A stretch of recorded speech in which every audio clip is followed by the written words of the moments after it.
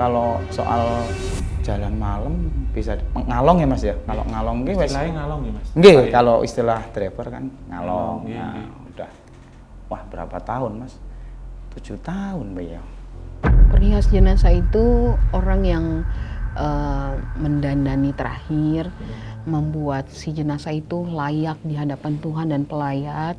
Dan kalau menemukan jenazah-jenazah yang kalau kita bilang di dunia forensik itu jenazah yang jelek, kita mulai memperbaiki supaya tidak terlalu menyeramkan gitu kalau orang hidup lihat, atau keluarga pas melihat tuh nggak terlalu takut gitu loh, nggak terlalu traumatik gitu loh. Nah itu tugas kami sebagai perias jenazah. Selama ini Mbak, selama berprofesi sebagai pramugari ya, itu berapa tahun Mbak sampai kemudian berhenti gitu? Dan sudah ada di beberapa maskapai atau hanya satu saja? Ada di beberapa maskapai sih Mas. Ya, berpindah-pindah, kontrak berarti ya sistemnya? Iya, jadi awalnya itu karena sebenarnya aku memutusin untuk permanen di maskapai ini, tapi papa aku waktu itu bilang, susah lo masuk UI gitu. Ya. Jadi nanti kamu karir jadi pramugari setelah lulus aja, kan bisa apply di mana aja gitu. Akhirnya aku mutusin buat nerusin lanjut kuliah, setelah dari itu baru full time jadi pramugari ya. Dan yang membuat saya tertarik itu, walaupun yang datang ke saya itu yang saya hadapin itu jenazah yang sudah nggak lagi bisa bicara, tapi mereka berhak dapat keadilan. Dan saya ingin bisa bersuara bagi mereka yang nggak lagi bisa bersuara.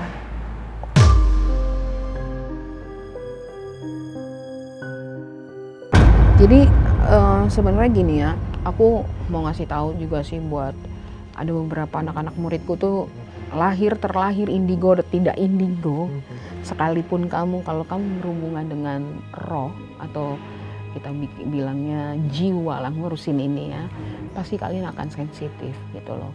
Nah waktu nunggu orderan di pos kampling itu posisi aku menghadap ke timur gini ya. Tahu-tahu ada mbak, maaf Mas pakai bahasa Jawa ya Mas ya. Iya. Dia ngomong, Pak saged ndugek kula. Teng pundi nggih Mbak? Bakalan, Mbak Rejo Bakalan gitu kan. Aku nggak asing Mas, nggak asing. Lah terus mikirku kan dia turun dari andong, wong pakai baju yang bawah jarik, terus atasannya itu lurik-lurik hijau Mas, tapi nggak pakai pundi. Kalau pakai pundi kan kayak orang hajatan tuh, itu nggak bener-bener digelung gitu kan. Jadi aku waktu itu ngerias jenazah jam 2 pagi. Jam 2 pagi aku ngerias jenazah, terus pas aku rias, aku sendiri nih sama jenazah. Kok tiba-tiba aku dengar, boleh nggak saya minta maaf sama adik saya gitu. Terus gitu, aku ngeliat, oh kiri kanan nggak ada nih. Ini siapa yang ngomong kan gitu ya. Akhirnya aku panggil keluarga, ternyata si ibu yang aku rias itu ternyata memang berantem sama adiknya selama 10 tahun. Akhirnya nangis mereka semua. Dan sebenarnya dia mau masuk ke aku, tapi aku nggak mau. Mungkin aku bukan yang nggak mau, nggak mampu mungkin ya, saya ya nggak mampu. Akhirnya besoknya mereka cerita, tahu nggak Kak, harusnya mungkin masuk ke kakak tapi masuk ke saudara kami yang bisa. Jadi kebetulan memang aku punya kemampuan prekognisi untuk ke depan. Untuk ke depan dan bisa kadang-kadang mereka menampakkan di terutama kalau penerbangan malam, karena kan kita kalau penerbangan malam less sibuk ya, udah nggak terlalu sibuk gitu ya Mas. Jadi lebih banyak bengongnya. Nah ketika bengong itu kadang masuk melihat seperti itu. Jadi kalau terutama penerbangan malam aku sering lihat, tentu aja, dan teman-teman beberapa melihat juga dan bertanya bener nggak ini seperti ini di gitu, dalam Mas. kabin, di dalam kabin, di kokpit, di lavatory, di semua kabin. Kalau untuk keluar memang kan karena tugas area kita di dalam kabin, aku sih nggak pernah penasaran ngelihat ke arah luar ya Mas, ke jendela iya. Tapi aku pernah ngelihat sih kayak kalau tadi Mas Hawa bilang kan kita hitung kaki gitu kan, tapi ternyata atasnya nggak ada, kakinya ada. Itu pernah, iya. Kebalikan, atasnya nggak ada. Karena kok dokter forensik itu pasti kan kita kerjanya lebih banyak di kamar jenazah. Kita banyak menghandle orang yang sudah tidak bernyawa lagi gitu.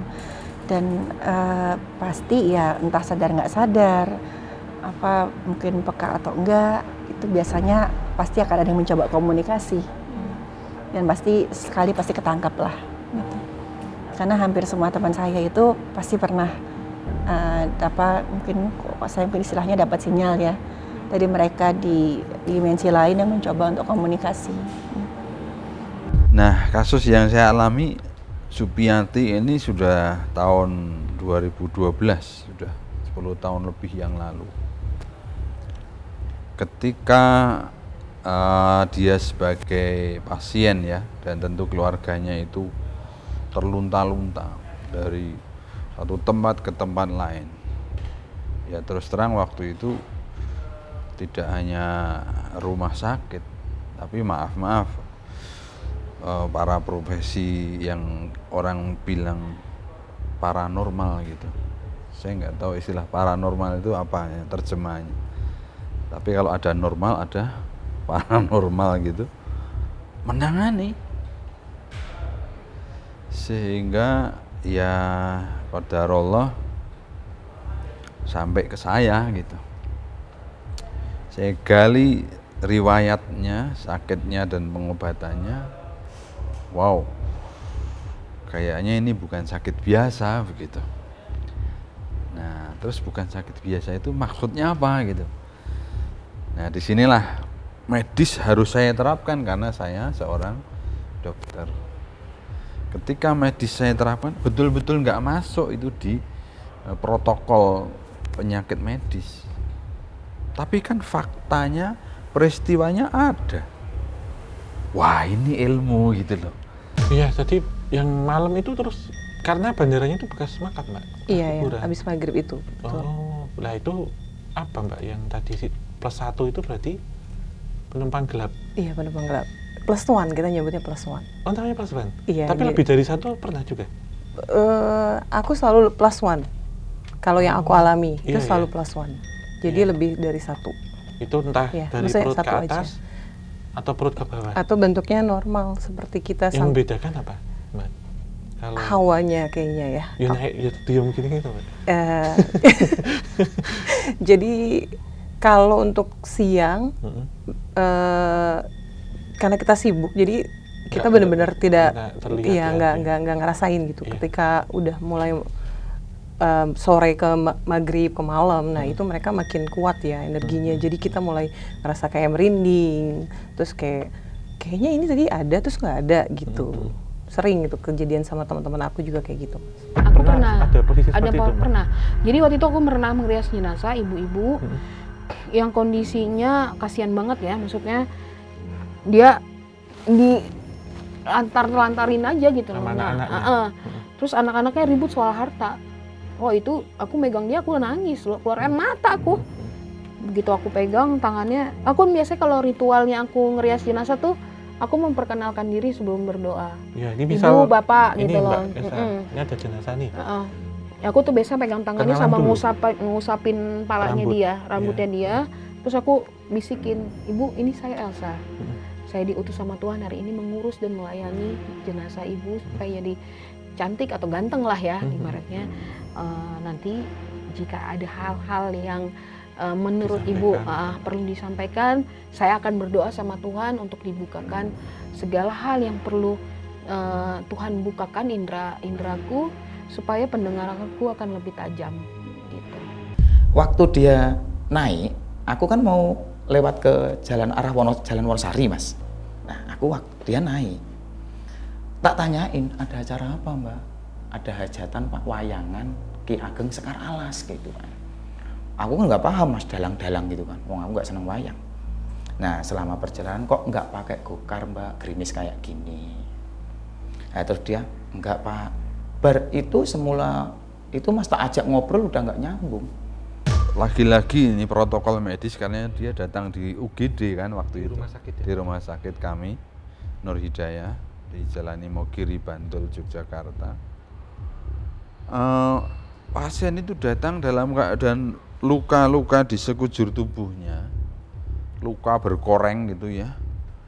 Kemudian kejang, jegik kejang, dan beberapa tempat dari yang ada lukanya itu ada paku yang keluar nongol, bahkan ada yang loncat jatuh gitu. Ludes gitu, dokter. Iya, Dari dalam. dari dalam keluar. Nah, sekali lagi, secara logika medis ini udah nggak masuk ini. Udah nggak masuk. Ya, tetapi medis tetap bisa menangani karena ini dianggap ya sebagaimana pasien datang dengan luka-luka kan kita bisa menangani. Luka-lukanya bisa menangani gitu. Infeksi itu tetap. Iya, karena infeksi ya dengan protokol medis. Nah, tetapi begitu di ronsen ya, di ronsen masih banyak paku yang di dalam itu. Wow. Ya logika medis lagi-lagi, yang ini harus dioperasi. Oke, saya dokter ahli bedah, naikkan ke kamar operasi.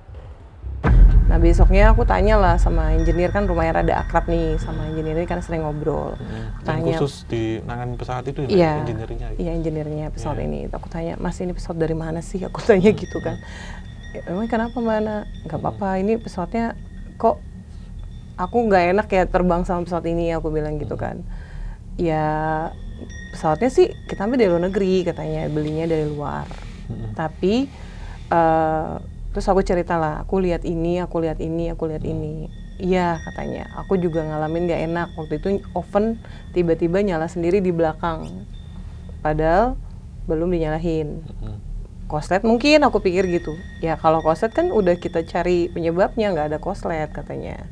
Jadi udah sering tiba-tiba passenger light-nya nyala sendiri. Kayak ada yang manggil. Iya, kayak ada yang manggil. Nah, cerita karena mereka lebih banyak bersentuhan dengan pesawat ini kan dibanding aku yang mungkin baru kali itu pakai dan besoknya lagi mungkin aku nggak akan pakai pesawat ini lagi gitu kan Mas.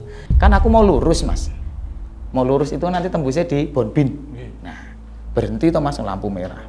Padahal jalanan sepi Mas, gerimis kan. Jam segitu toh. Ada driver dari kiriku itu nanyain, "Pak, on apa off?" "Off bro." "Off, garap offline gitu kan." "Offline apa? Penumpang." "Long trip bengi-bengi ya," aku gitu kan. Seneng kan Mas kalau dapat orderan long trip gitu kan. "Go sen apa go ride?" gitu kan dia. Penumpang. Dia cuman diem liatin aku terus jalan kenceng Mas, padahal waktu itu lampu masih merah. Aku ngelewatin satu penumpang lagi duduk, tapi begini, rambutnya nggak terlalu panjang segini. Perempuan. Perempuan. Iya. Sepertinya perempuan sih ya, karena kan rambutnya segini dan posturnya itu kecil. Bimungil gitu Iya, ya. seperti orang Jepang lah posturnya. Gitu. Kayak aku tahu ada orang Jepang nih. Oh, mungkin kelewat lah gitu kan. Kadang suka nggak notice sama penumpang juga karena aku kerjanya di bagian belakang. Aku mundur pelan-pelan karena udah kelewat kan, gitu. Lewat aku mundur, aku nengok gini, gitu. Nah dia nengok gini, kelihatan ininya, tapi mukanya rata Mas Al. Rata sama sekali. Rata. Kayak antum muka rata itu ya. Iya. Iya. Jadi bener-bener rata, nggak ada, ya rata, Mata, hidung ini pun nggak ada. nggak ada rata. Saya sendiri bahkan mengalami ya, tiba-tiba kaki saya bengkak, nggak bisa jalan. Ya akhirnya kan saya melakukan ruqyah sendiri ya. Saya baca doa, saya lakukan ritual seperti yang diajarkan Nabi. Itu. Dan saya bilang, kalian, maksudnya kepada tim ya, Iya. nggak usah berpikir aneh-aneh. Ini sama dengan nangani luka bernanah yang itu ada kumannya, kita harus pakai sarung tangan, kita harus pakai APD yang lengkap, masker. Sama saya bilang. Cuma itu wujudnya kuman, wujudnya kotoran, wujudnya. Nah, kalau ini wujudnya ya Anda tahu sendiri, sehingga kita harus melindungi diri, baca doa, terus beristighfar, terus mempertebal keimanan kita dan memperbanyak ibadah-ibadah yang lain. Itu APD-nya itu APD, gitu. iya. Nah, pas di SMP 4 Ngaglik Jalan Palagan waktu itu. Kalau kita ke Bakalan Tambak Rejo itu kita ambil kiri. Mas. Nah, pas aku ambil kiri nggak nganu Mas. Ini kan dia nggak mau tak pakein helm Mas, karena mungkin dia gelungan ya. Helm tetap tak taruh di depan gitu kan. Nah, masuk di kampung daerah situ itu jalanan benar-benar rusak Mas. Karena aku naik gini kan aku dari awal nggak pernah lihat spion Mas. Apalagi malam kan sepi ya Mas ya. Gini. Lah waktu itu dapat kubangan air Mas. Duh, gitu kan. Aku ngomong sama penumpang kalau ada kejadian apa ngerem dadak selalu bilang, maaf mbak, ngapunten nggih mbak, diem. Nah, aku kan karena kubangan itu dok gitu kan mas, spion kan anjlok, turun. dek gitu kan mas, kayak glek. Lah aku terus benerin, astagfirullahaladzim, aku langsung gini mas, astagfirullahaladzim itu aku langsung gini, langsung mulai merinding aku mas, kejadian waktu itu. Aku terus tetap nggak panik mas, soalnya udah deket nih loh. Nah, karena penasaran, deket situ ada polisi tidur, tak coba lagi, bener, spion saya anjlok dua-duanya malah.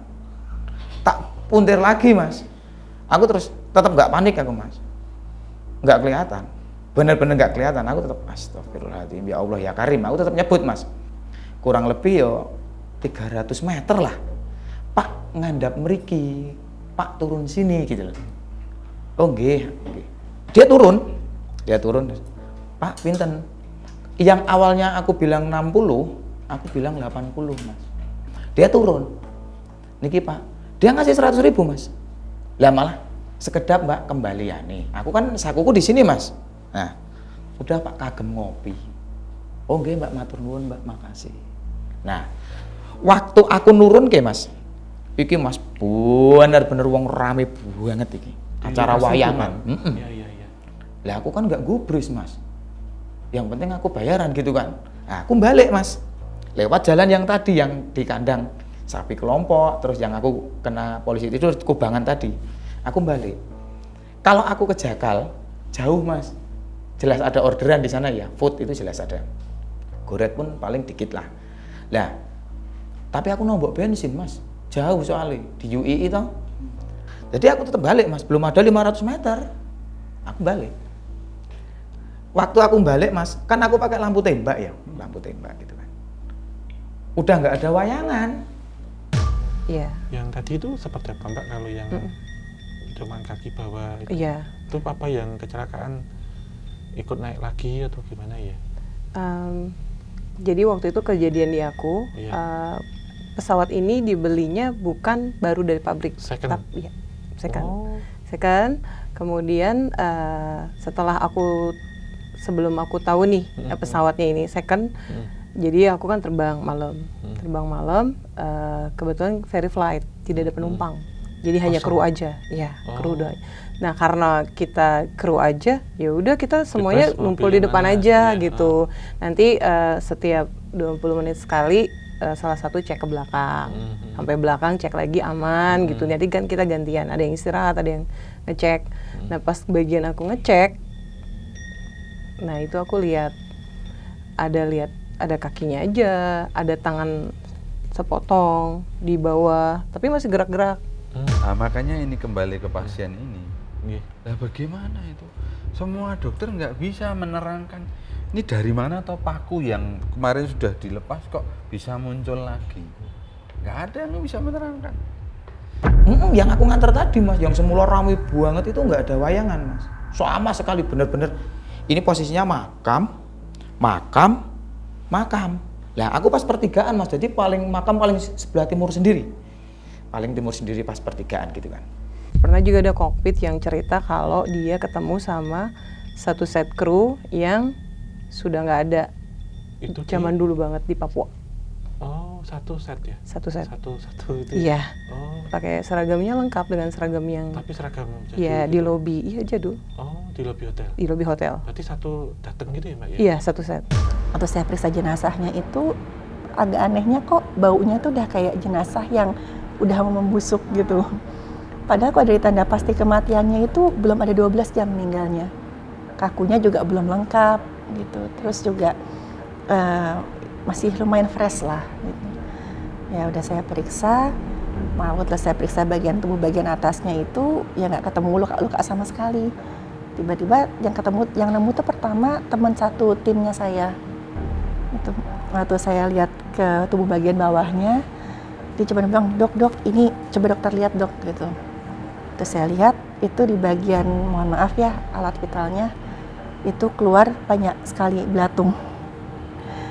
Dan itu keluar terus gitu.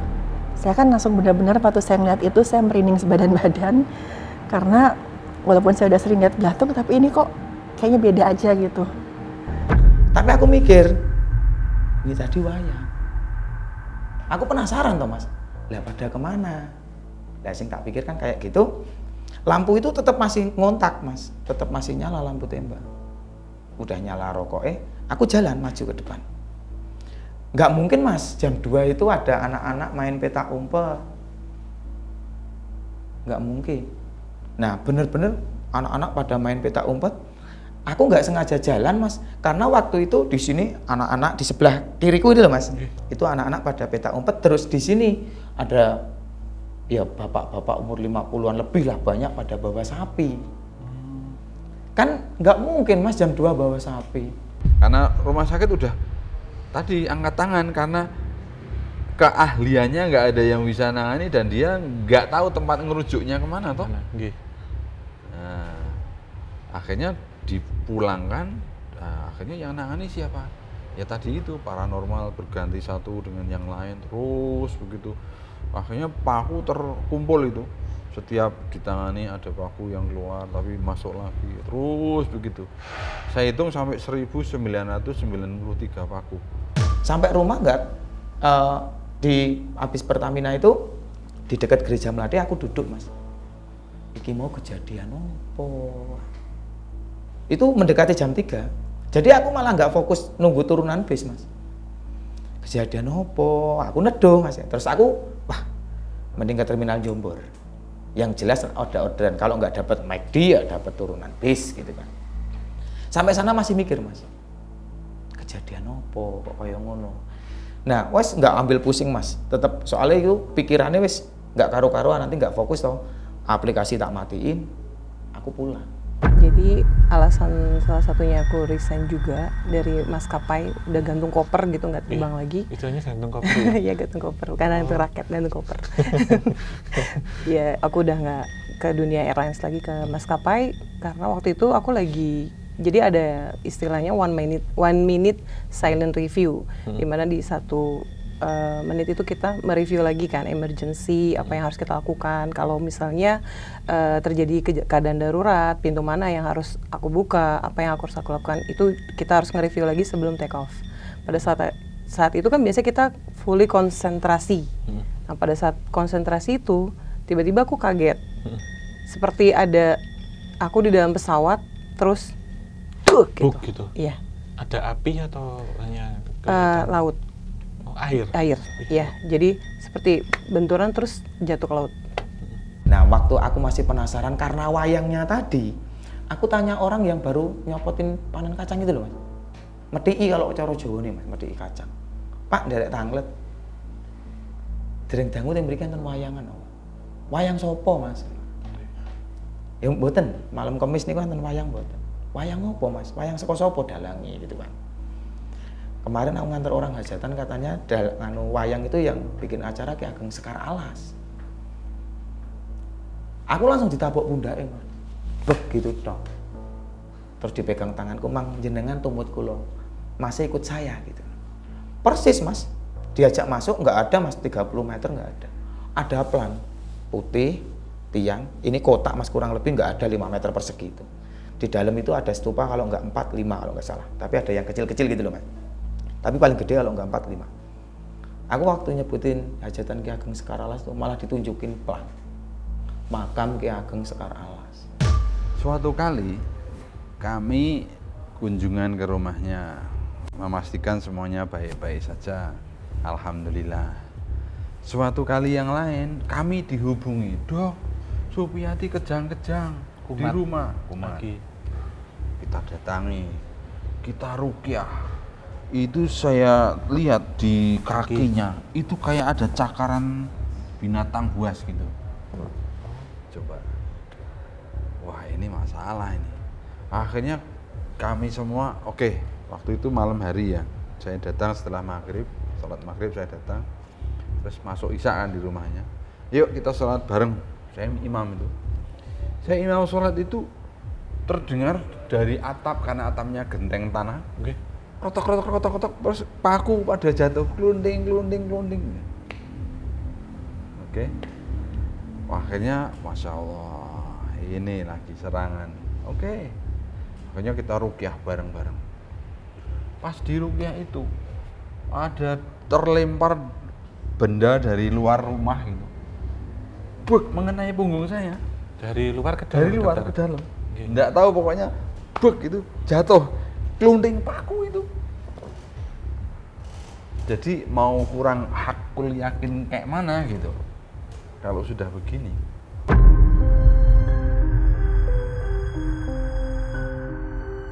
Dari karakter yang paling enak ya, Paling gampang dulu. nggak sih. paling gampang, Iya, iya. itu ngerias jenazah kalau orangnya sudah siap mati. Misalnya, dia udah tahu dia bakalan divonis dokter nih, Oh. ya kan? Iya, iya. Atau memang imannya bagus, jadi Sudah siap dipanggil kapan aja ya. itu gampang banget, asli. Oh. Kalau yang berikutnya Mbak tadi yang paling muda yang siap untuk dipanggil Mati. ya. Iya, Berikutnya apa Mbak? Ya. Dari yang paling muda sampai yang paling susah Oke, nih. yang tantangan. anak-anak. Iya. Anak-anak tuh gampang karena belum ada dosa kan, gitu. Aduh, gampang banget mudah. Terus orang tua, sesepuh itu biasanya mereka udah ready ya lah ya. Terus yang sakit, ya yang mulai levelnya menengah tuh, sakit jantung menghitam, sakit liver menguning, itu yang susah. Terus sakit yang berhubungan dengan kulit, itu yang susah. Nah kalau yang mulai nggak susah itu sakit kecelakaan. Aku pernah nemuin satu jenazah yang sakit kecelakaan tapi senyum. Aku bingung deh, kecelakaan hancur tapi dia senyum. Jadi itu lumayan. Yang kedua, yang paling susah itu sebenarnya pembunuhan, nggak terlalu susah. Susah sih, tapi Tergantung masih ininya tergantung lebam-lebamnya atau gimana. Yang paling susah itu jenazah yang dikeroyok massa. Wah itu udah hancur-hancuran, benyek di sini sama aduh kacau deh itu, sama mati kiri. Apalagi terlebih kalau mati dirinya gantung kiri. Sebenarnya bukan susah sih, tapi tantangan. Karena aku belum pernah lihat yang kayak gitu. Jadi aku lari ke belakang, aku cari senior aku. Aku bilang, mas, aku lihat apa ada perempuan mukanya rata, aku bilang gitu kan. Terus dia malah ngajakin aku bercanda. Udah sering itu katanya gitu. Sering gimana? Iya sering kalau terbang ke Jepang pasti itu ikut katanya gitu. Itu mah plus one-nya ke Osaka dia bilang. Nggak semuanya juga berpesan, tapi biasanya berpesannya itu berhubungan dengan masalah yang belum selesai. Yang kedua surat wasiat. Yang ketiga mungkin ada hal yang pernah dia selama hidup tidak bisa katakan, dia harus katakan gitu, kebenaran, tentang kebenaran itu antara itu. Makanya kembali kepada definisi ahli tadi itu. Siapapun kalau dia menggunakan kata per definisi ahli itu, mestinya ketika dia mempraktekkan, dia sudah harus sampai kepada kesadaran, oh kayaknya saya nggak mampu ini, gitu loh. Paham ya? Maksudnya kasus tadi yang diceritakan Om Hawa tadi, misalnya pengobatnya itu si katakanlah paranormal A gitu. Wah saya sudah tangani, ilmu saya sudah saya ini kan kok nggak mereda yo. Harusnya kan tahu dia batasannya. Wah ini mungkin bukan bidang saya. Udah ke rumah sakitnya cepet-cepet. Nah misalnya gitu. Saya tidak menyalahkan siapapun. Artinya dia praktek sebagai paranormal atau pasien yang datang memilih ke itu dulu, saya tidak menyalahkan. Itu proses alami, mau apa. Saya justru menyalahkan, ya pertama siapapun yang menyatakan dirinya itu ahli tadi itu harus punya rujukan yang benar, tata cara yang benar, ya. Dan ilmunya itu kalau harus disebut ya nggak menyimpang dari syariat dan seterusnya. Nah, kemudian tadi itu dia mengetahui batasnya dan kapan serta kemana harus merujuk, itu saja. Jadi emang setiap jenazah tuh punya tantangan sendiri. Jadi tuh kenapa seneng banget jadi perias jenazah. Jadi every day itu kayak challenge sama aku gitu loh.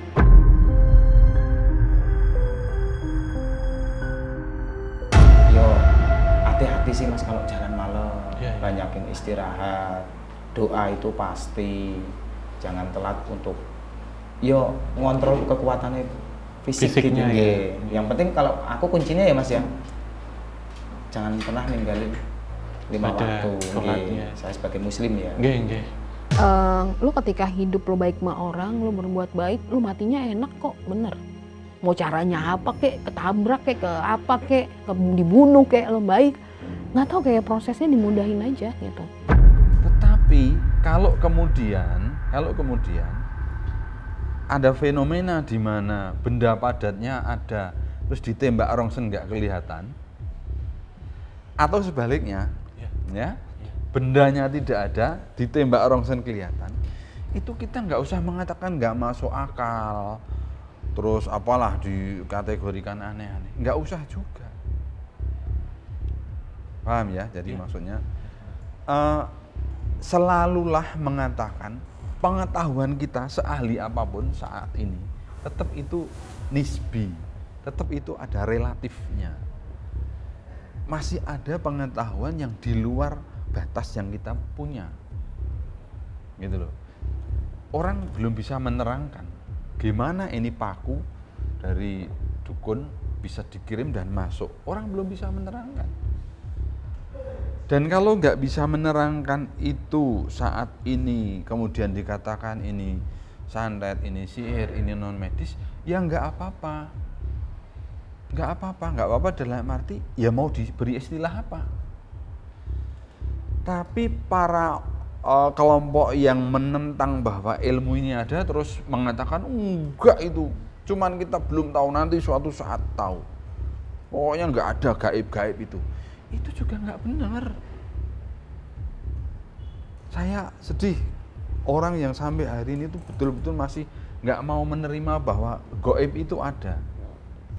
Kalau kita misalnya masuk ke suatu wilayah baru ataupun kita bekerja di pesawat ataupun kita pada saat ngeron landing di mana suatu kota dan kita nginap di situ, ya kita pasti harus ucapin salam dulu ya. Dulu salam Iya, pasti salam. Itu udah kita lakuin, terus kita juga nggak berkata-kata kasar sih gitu, karena kadang kan ada tempat yang memang makhluknya suka mengganggu gitu.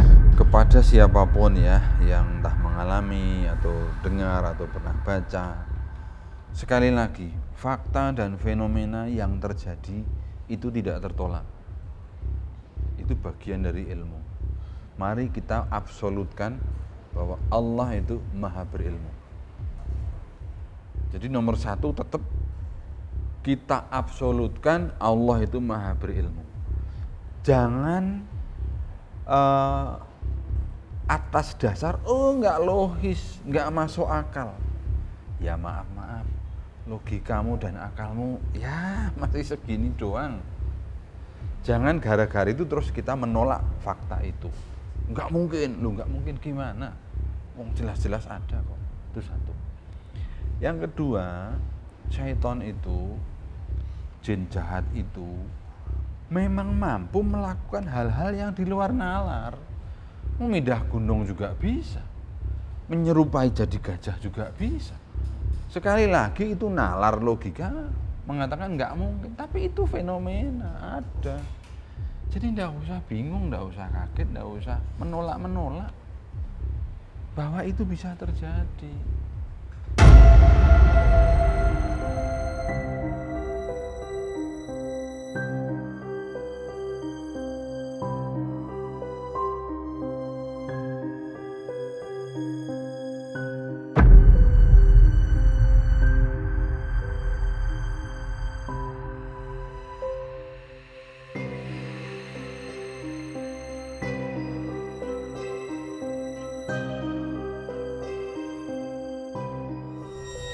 Setelah sering dan memang minat dengan hal ini, terlatih secara Iya, sensitif. bener kan? Iya, benar. Bener. Jadi ini sepengalaman. Sepengalaman gitu. aku Iya. juga gitu. Iya, karena pada dasarnya ya semua orang itu memiliki indera kan, Iya. sixth sense. Tapi aktif atau tidak, dipergunakan atau tidak itu semua berbeda-beda. Tergantung. Tergantung benar. Jadi Kemudian ketika saya pengen dibuka mata batin tapi tujuannya untuk iseng, itu nggak boleh. Nggak bisa juga, nggak bisa sembarangan. Sembarangan. Jadi memang kita memiliki satu profesi atau kita ada visi misi dan kita punya tanggung jawab tentang hal ini, kepake gitu. Karena alam semesta dan Tuhan itu pasti akan membukakannya itu seperti itu.